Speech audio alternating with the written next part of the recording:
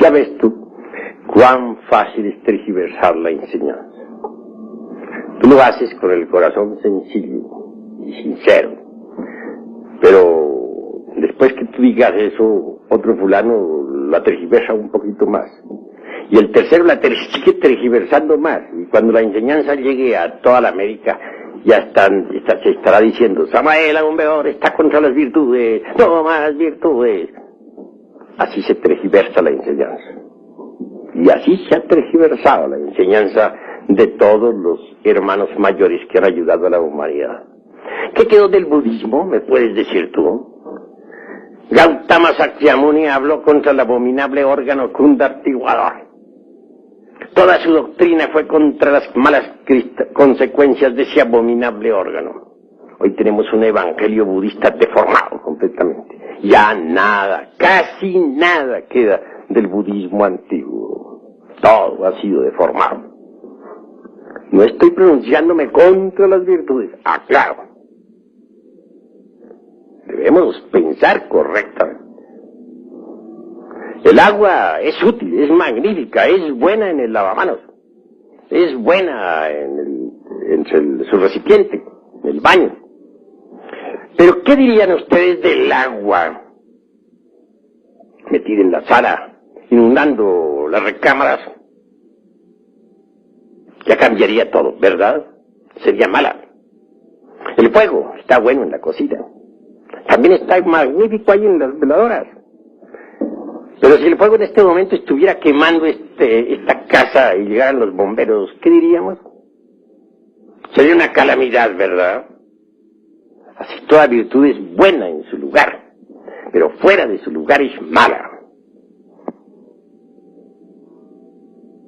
Un misionero, como usted, está bien que dé las enseñanzas, que las divulgue por todas partes.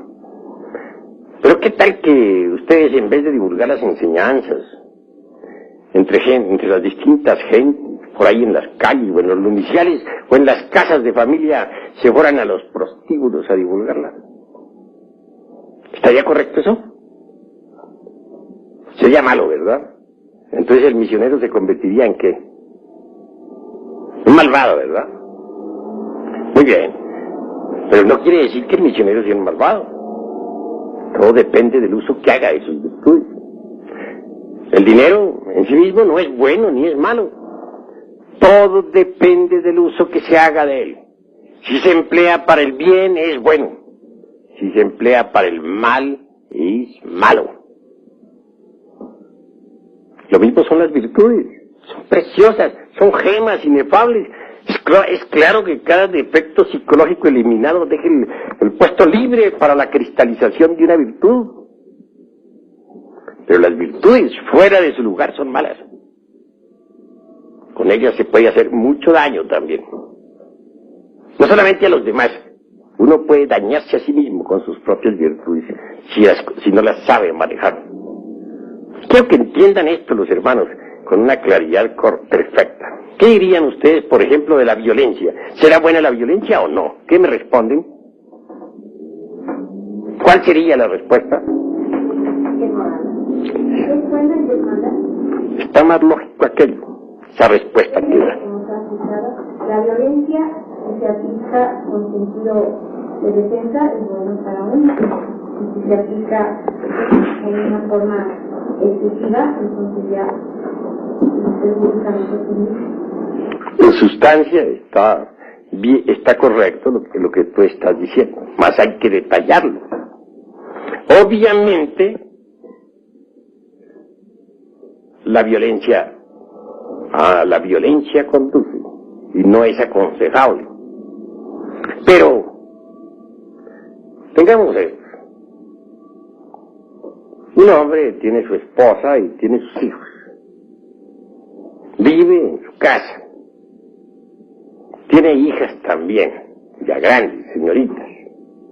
De pronto un grupo de bandidos resuelve asaltar la casa para violar a su esposa y violar a sus hijas y todo. Incendiar la casa y robar. Pero allí hay un hombre, el marido.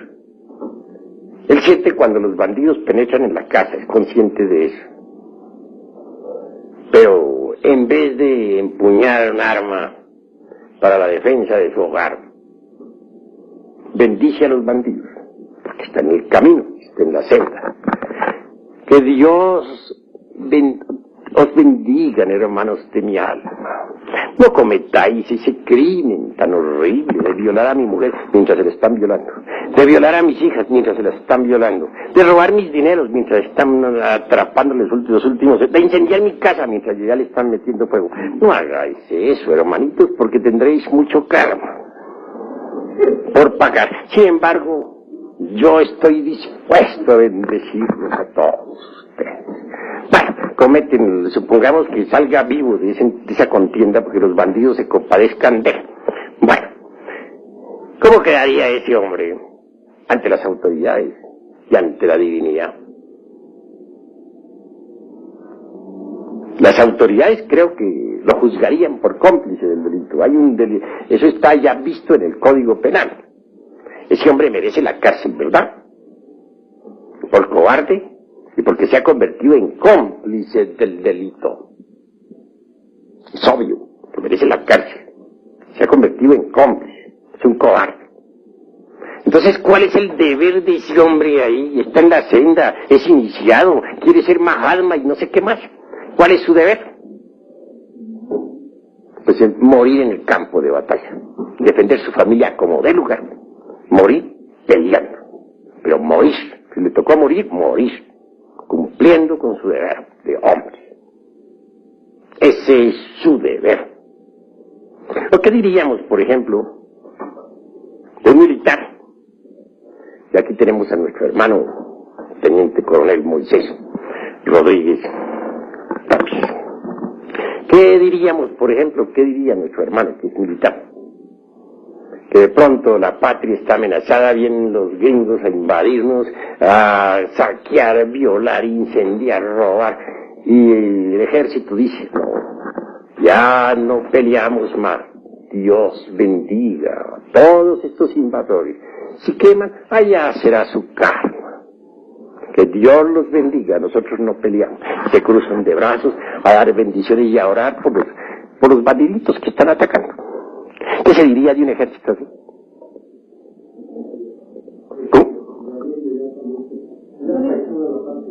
Alta traición.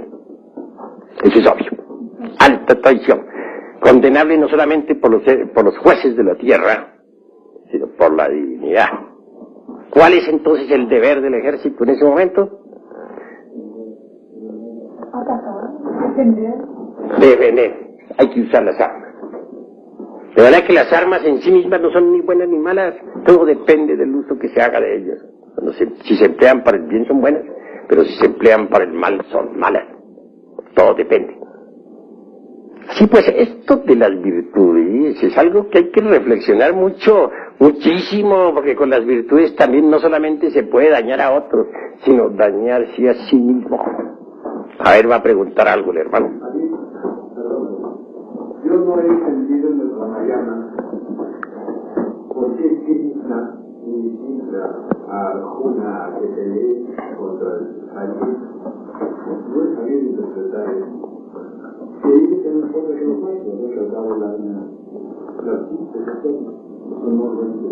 Bueno, que viva Krishna y con sus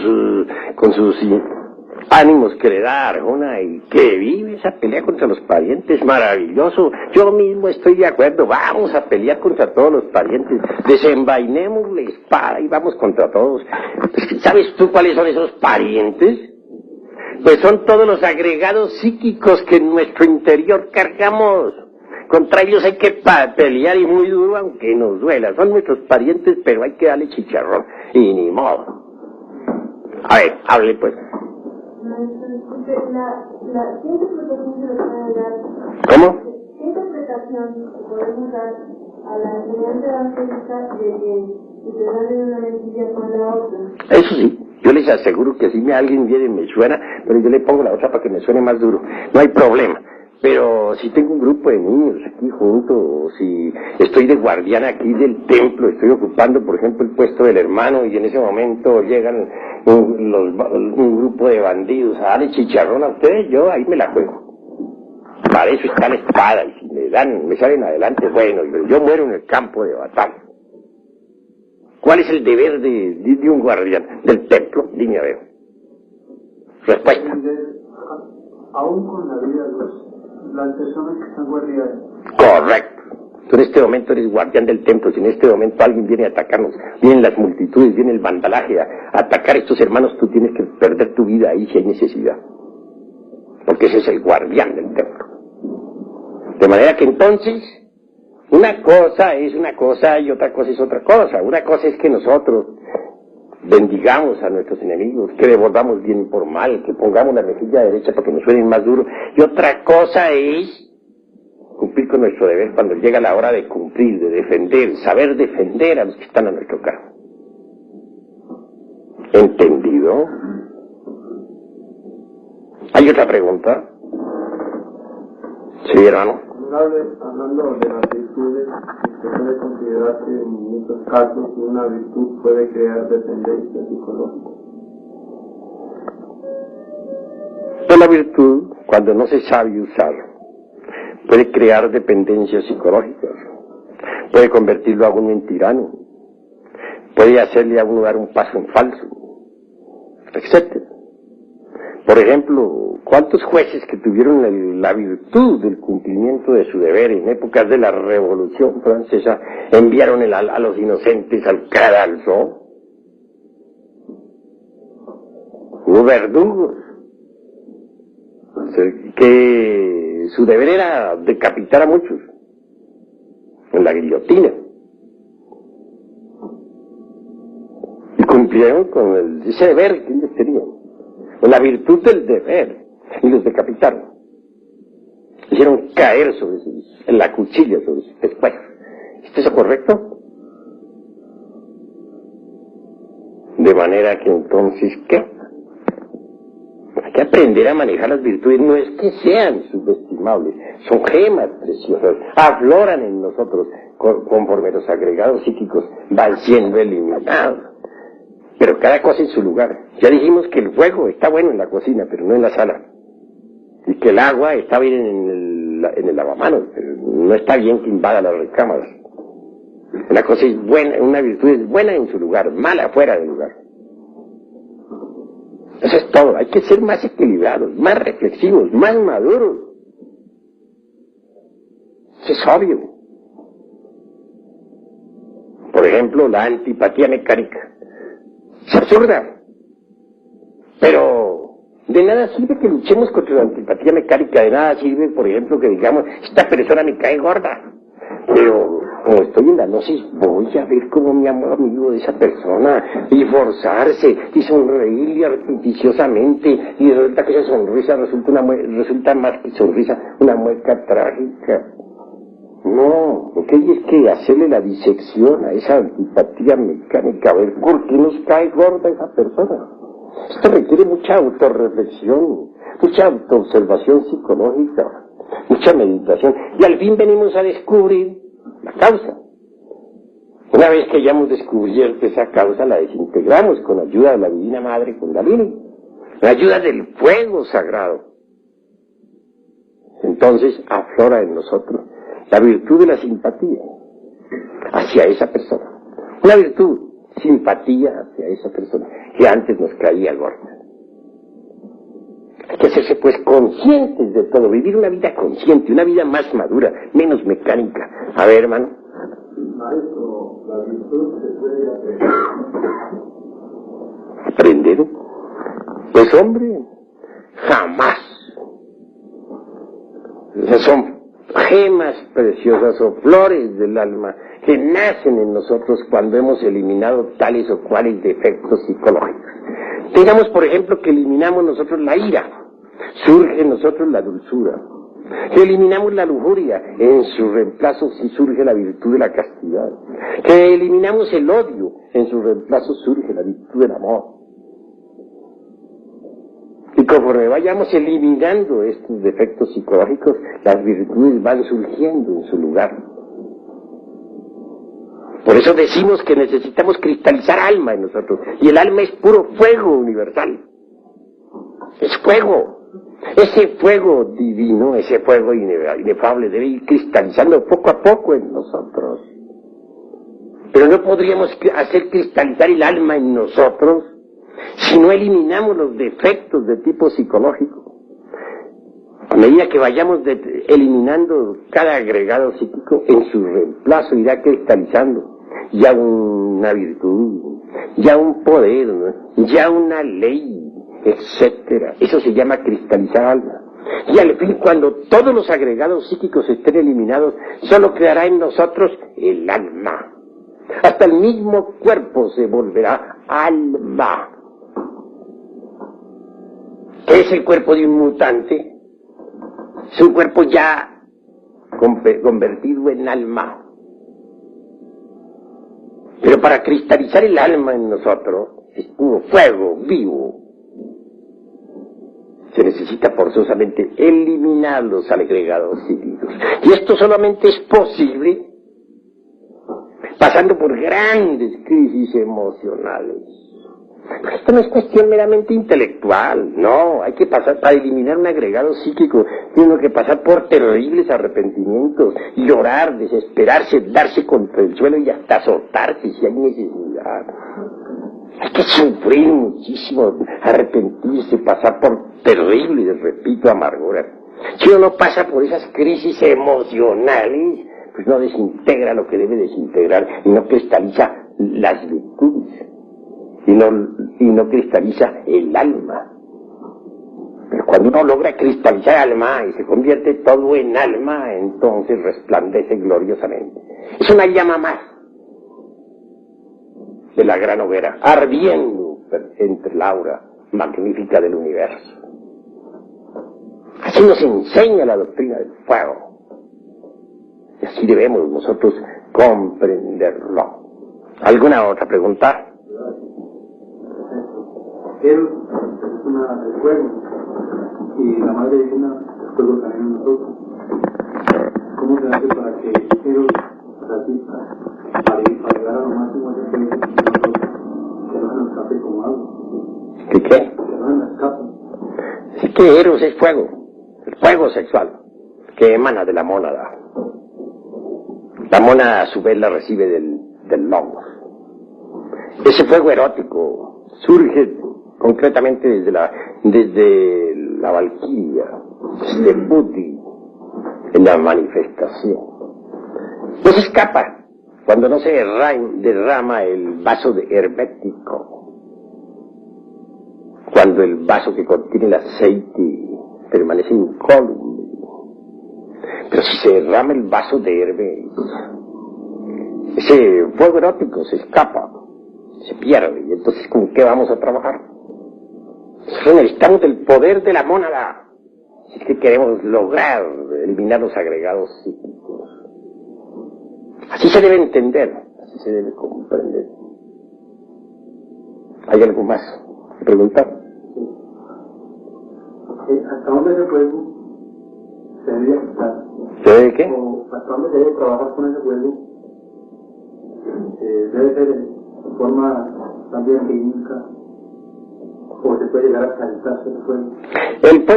El fuego se manifiesta o se debe usar, para ser más claro, durante todo el trabajo esotérico de forma perfecta, rítmica, porque hay tiempos de plus y hay tiempos de minus, hay tiempos de mahambantaras particulares y tiempos de mahapralayas particulares, tiempos de actividad y tiempos de reposo. A cada época de actividad debe sucederse una pausa magnética creadora. Que todo existe en biorritmo. A ver, hermano. Volviendo a lo de las crisis emocionales que usted mencionaba, sería congruente que una persona que esté interesada realmente en realizar la gran obra pidiera a su ser lo hiciese pasar por esas crisis emocionales. El ser es el ser y tiene muchas partes. ¿A cuál parte del ser te estás refiriendo? Por lo menos al entrenador oncológico, a la niña particular. Cada parte del ser merece ser reflexionada, porque sabemos muy bien que de la llama única emanan las 7 llamas, Y las 7 se multiplican por 7. Y esas 7, y a su vez sigue así por otras 7, etcétera, etcétera, etcétera. De manera que, obviamente, uno solo hace una parte. Las otras partes del ser tienen que trabajar también. Eso es obvio. Cada llama está obligada a trabajar. Pero, obviamente, es la Madre Divina Kundalini, la esposa de Shiva, la obligada realmente a realizar el máximo del trabajo. Y en cuanto a las crisis emocionales, es cuestión del centro emocional superior. Es cuestión de comprensión. Cuando uno comprende lo absurdo que ha sido, cuando uno se da cuenta de que uno no es más que una piltrafa humana que no vale nada, entonces surge el arrepentimiento por todos los delitos cometidos. Y de ello deviene la crisis emocional natural, no fingida, sino sentida de verdad. Eso es todo. Cuando se dice que el agua es el habitáculo del fuego, se está diciendo que el fuego proviene del agua, o es el fuego el primer elemento que le da vida a los demás elementos. El agua puedes tú analizarla. Encuentra la fórmula HO2. Pero esa H2 sin fosfato queda incompleta. Hay que añadirle a la fórmula el fosfato. De manera que entonces no podría existir el agua sin el elemento fuego, que es lo primordial, es lo fundamental. Cuando el fuego condensa, primero lo hace en aire, después en agua y por último en tierra. Tú puedes conocer los elementos químicos del agua, el HO2. Puedes conocer los elementos químicos de la tierra y saber lo importante que es el carbono. Puedes conocer los elementos químicos del aire y saber lo que es el nitrógeno y el oxígeno. Pero ¿cuáles son los elementos químicos del fuego? ¿Quién ha analizado esas sustancias? ¿Cuál es su fórmula? Hasta ahora es desconocida. ¿Por qué? Porque es la expresión viva de la seidad, es la reflexión del logos en el universo. De manera que del fuego sale todo. Y si no trabajamos con el fuego, desintegrando nuestros defectos psicológicos, marcharemos por el camino del error.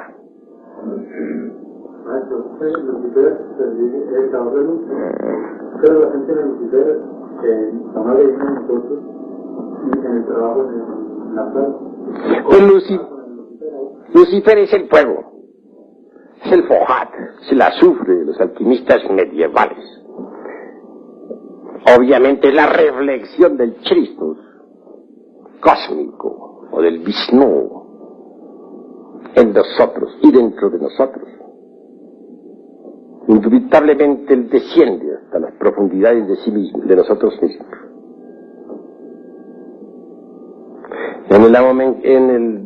En cuestiones de esoterismo crístico decimos que es el diablo cuando todavía nosotros no hemos eliminado los agregados. Porque en él se refleja entonces todos nuestros defectos. Pero si nosotros desintegramos nuestros agregados psíquicos, él resplandece.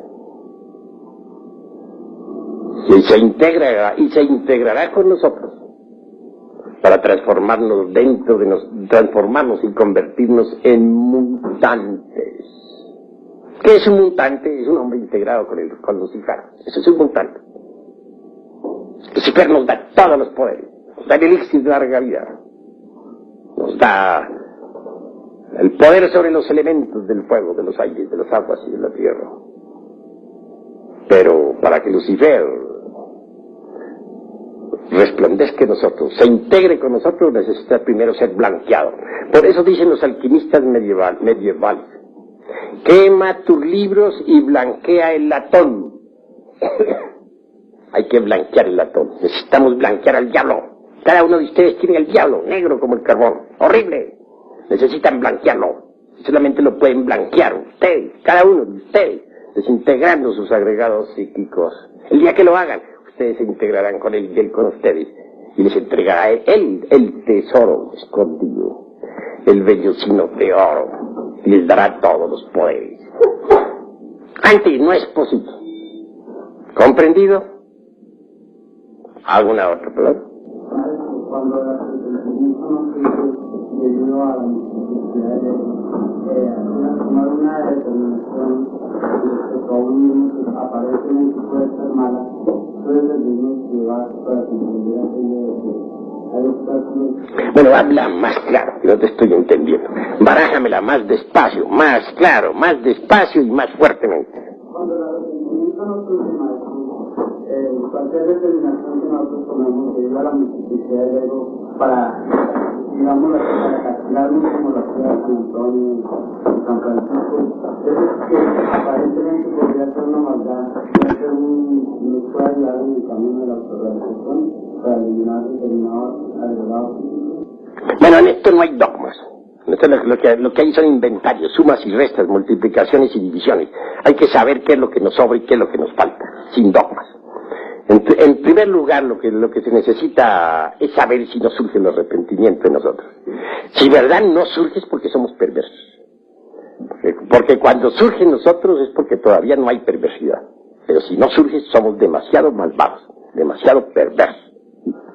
Obviamente, mis queridos amigos, ¿qué hay en el arrepentimiento? Algunos lo traducen en una forma y otros en otra forma. Hay quienes dicen que es cambiar la forma de pensar y citan términos griegos y etcétera, etcétera, etcétera, y otras tantas hierbas. Perdónenseme la franqueza, pero no estoy de acuerdo con esas concepciones.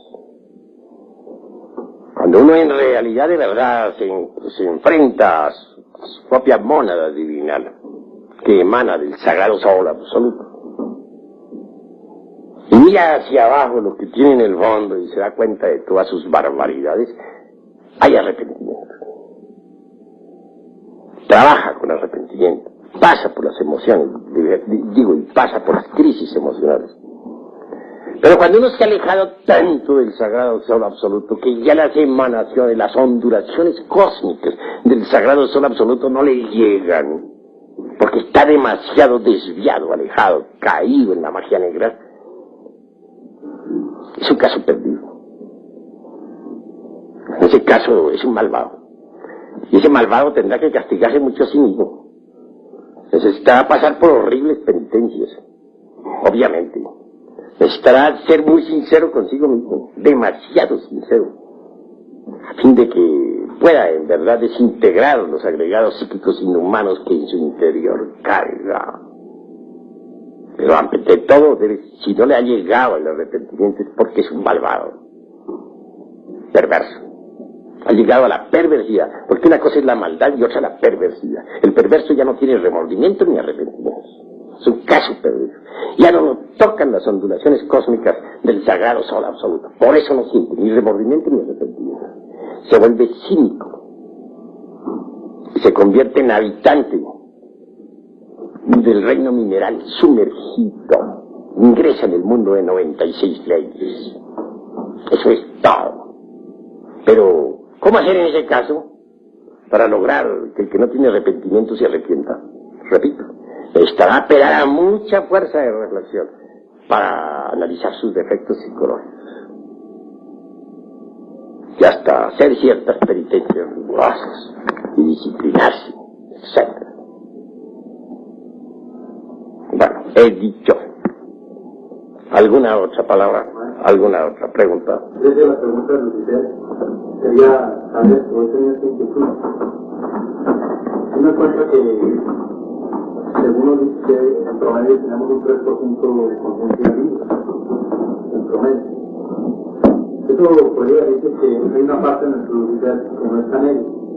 Entonces, si vemos, pongamos como al Fausto, y cómo llama a su ser,